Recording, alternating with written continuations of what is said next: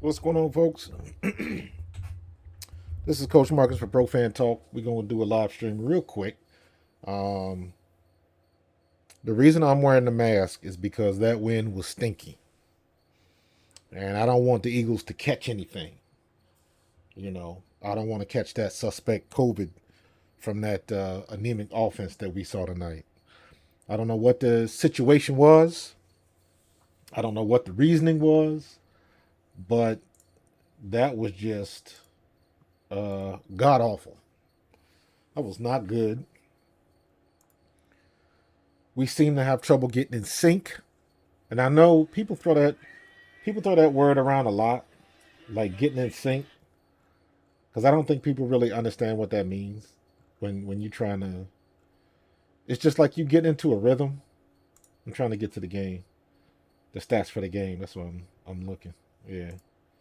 So right off the bat, let me see if I can make this bigger. There we go. Right off the bat, um, Jalen Hurts was 22 of 23 for 170 yards and a touchdown. Also, a very, very costly fumble. What's going on, Mayor? um, Kenny Gainwell got a lot of touches. Boston Scott got a few touches. DeAndre Swift ran the ball one time. Now, this whole time we've been talking about this running back committee, and now they want to use Kenny Gainwell as a bell cow, which I have no problem with. Y'all know my thoughts on that. We've talked about this before. I like a bell cow back, but that was not the expectation. I don't know if they was trying to fool some people, or I don't know. I don't know. I like the way they used him in the first couple of series, but then what I'm noticing is, so when I used to play, I don't know if you guys seen a couple of my videos this week, but I found clips of a game I was in versus the Jets, and I caught a screen pass from Bubby Brister. And the joke was before I was creating content, I was catching screen passes. But the thing with screen passes is a screen pass is basically a glorified check down. It's a glorified check down. If nobody's open, everybody's covered, you check it down to the running back. Now, a running back will either help with the tight end or the tackle and chip, and then you kind of turn around to the outside and look to the quarterback. If he's got nowhere to go, you dump it down right there, and you get 1 or 2 yards, or maybe you make somebody miss. But it's a throw. It's not a throwaway play, but you're the emergency if nobody's open. The wide is the same way. You run a wide, and they hit you the ball, and most of the time, it's up to you to make somebody miss. It's up to you to make somebody miss. It's hard to make somebody miss if it's 2 and 3 guys over there. Because when they see that ball in the air, they can converge rather quickly, depending on what defense they're in and what the other receivers are. They clearing people out?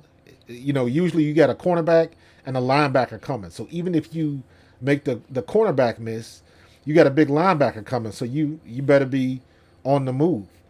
And if you've been watching the Dallas game, they threw a pass to Saquon Barkley, and he got hit right as he was about to turn upfield, and he coughed the ball up, and they get a pick six out of it. The Cowboys got a pick six out of it. That's the same thing that can happen on the Y, because you got DBs and linebackers coming up field, and the running back has to wait for the ball to get there. So it looks like that is becoming the play. You guys have heard me gripe last year. I used to always talk about that trips left and trips right wide receiver screen. And they would run that play if they couldn't think of anything else. At least that's what it looked like to me. I don't know if that was the case, but that's what it looked like to me. That's what the wide looked like to me tonight. Everybody was covered. Jalen didn't want to throw the ball away, so he hits hits the running back on the wide, and he gets 2 yards. Yes, it's a completion, but you want to make that play mean something.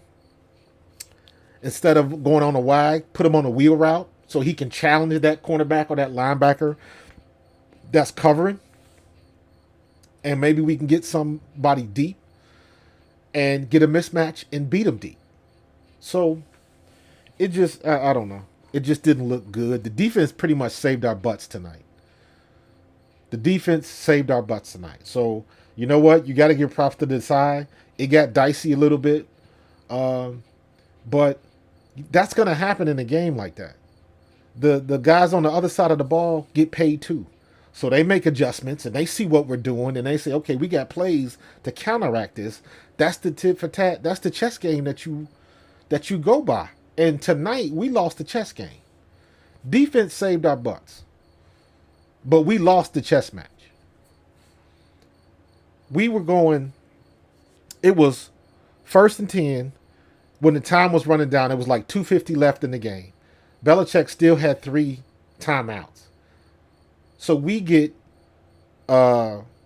it's we don't get anything, I believe. I think it was an incomplete pass. They call a timeout. 2nd down, they run the ball and we get like 1 yard. And that was like a throwaway, hoping to get some a first down out of that, but they were ready for it. So it was almost like a throwaway play. So now it's 3rd and 6. Belichick gets the timeout. He still got the 2-minute warning. So essentially, he still got 3 timeouts left. That's the type of stuff. That's a chess move. So now we don't convert 3rd down. Now it's 4th down and what? 2, 3? We have to get it. And they still got 2 more timeouts. So stuff like that. That's what I mean when I say we lose the chess game.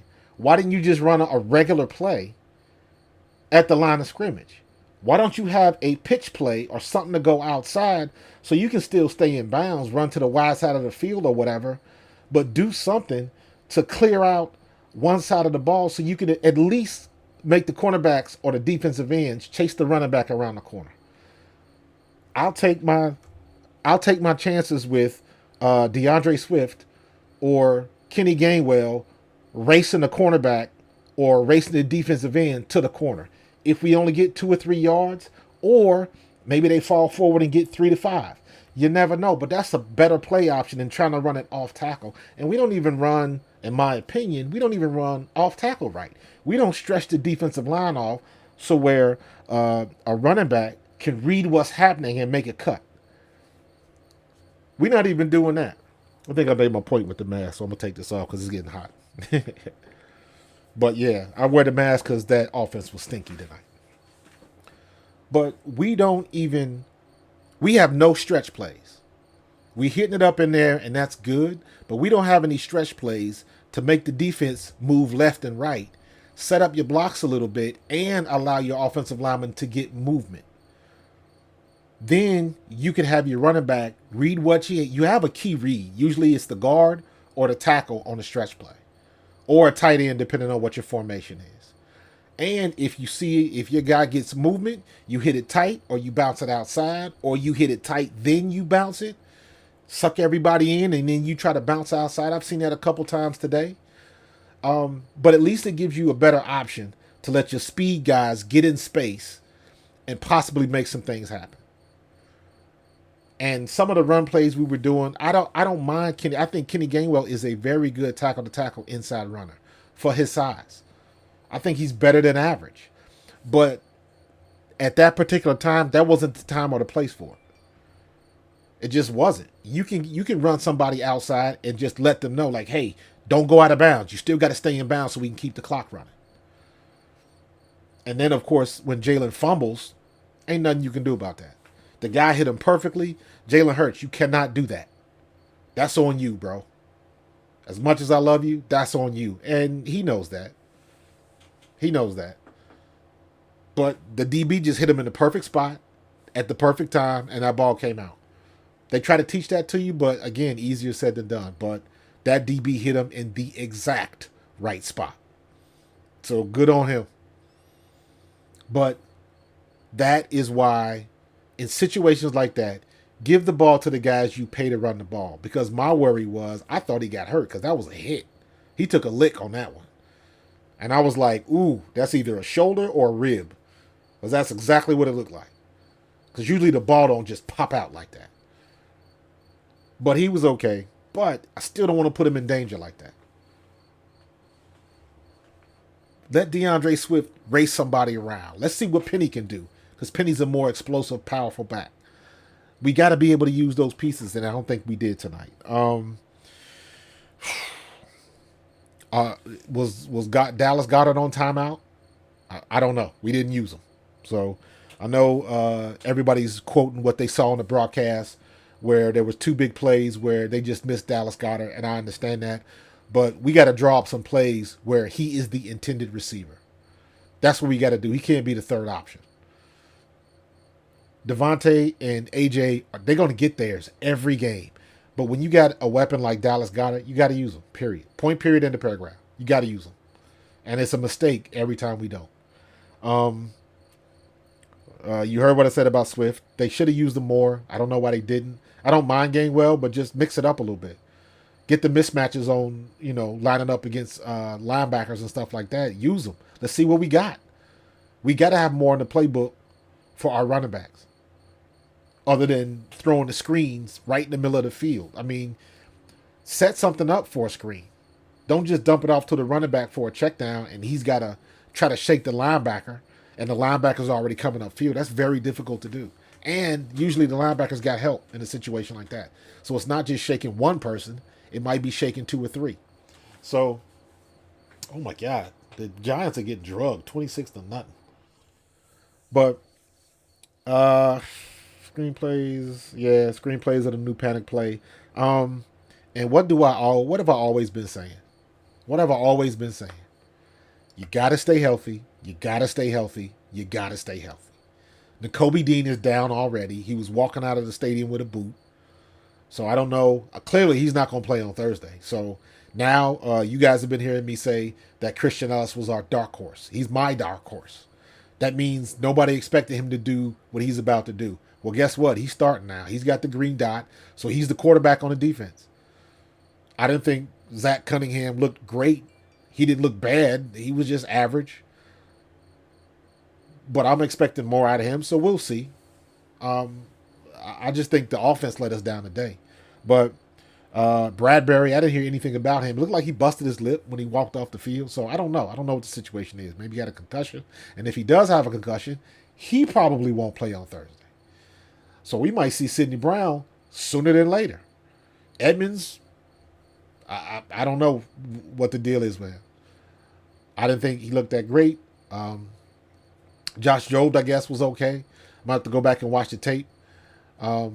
But we got some things to clean up on offense. Like, we got a lot to clean up on offense. Brian Johnson's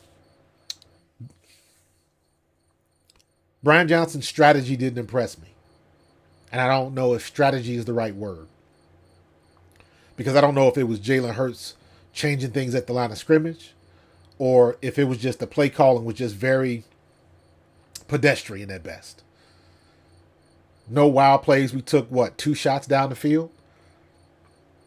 The one good catch from AJ, and then they get called back because he bobbled it a little bit. So, very pedestrian. I would give our offense a C- today. And the only reason they get that is because we won the game and put up more points. Our special team saved our butts. Our kicking and our punt return was decent. Our coverage is still very, very suspect. So that's a C- for me too. Jalen Hurts gets a D. At best, he would have got a C, but he loses points because he fumbled the ball. And he missed some open receivers. So, again, I know Jalen Hurts is the kind of guy that's going to look at tape and come back better. So, let's just assume that that's going to happen. But tonight, that was not pretty. So, hopefully we'll have a better showing at home. And we'll hear a little bit more tomorrow, I'm positive, of what's going on with Bradbury and what's going on with Nakobe Dean. But I'm pretty sure Nakobe Dean is not playing on Thursday. So, it's going to be Christian Ellis, Zach Cunningham, and I don't know who the third linebacker is going to be. So, we'll see what's going to happen. But we won. A win is a win. It don't say ugly win. It just says win in the column. So we got to take it for what it is. So, but hey, I appreciate you joining me. Thank you, Mayor, for the comments. And we'll see what's going on next week. As usual, please hit that subscribe button. press that like bell, and I will see you guys in the next play.